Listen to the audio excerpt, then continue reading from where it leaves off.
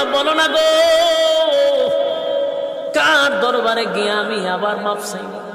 তুমি ছাড়া তো আমাদের মালিক নেই। আল্লাহ তুমি মাপ না করলে আমি কার দরবারে গিয়া দ্বারস্থ হব?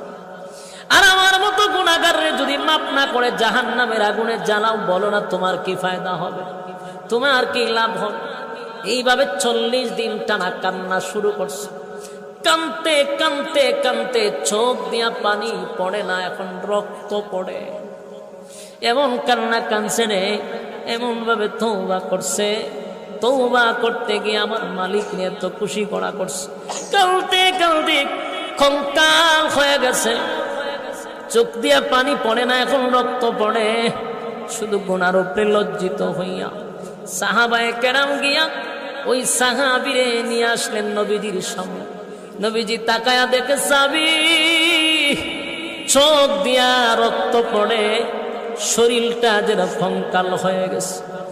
আল্লাহর নবী তাকায়া দেখে যেই মাত্র সাহাবী নবীর সামনে হাজির, শরীরটা তো অর্ধেক কঙ্কাল হয়ে গেল, চোখ দিয়া রক্ত পড়তেছিল, আর শরীরে শক্তি নাই, কথাও বলতে পারে না।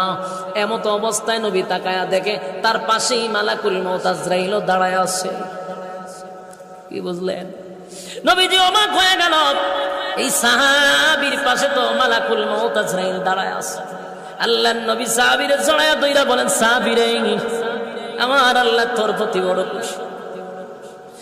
এমন আজরাইল মালাকুল মউত আজরাইল বলে, নবী গো আমি আসছি আপনার এই সাহাবীকে নিয়ে যাওয়ার জন্য। নবীজি সাহাবীরে জড়ায়া ধইরা কান্দে আর বলে, সাহাবীরে কান্দিস না, আমার আল্লাহ তোর প্রতি খুশি হয়ে গেছে।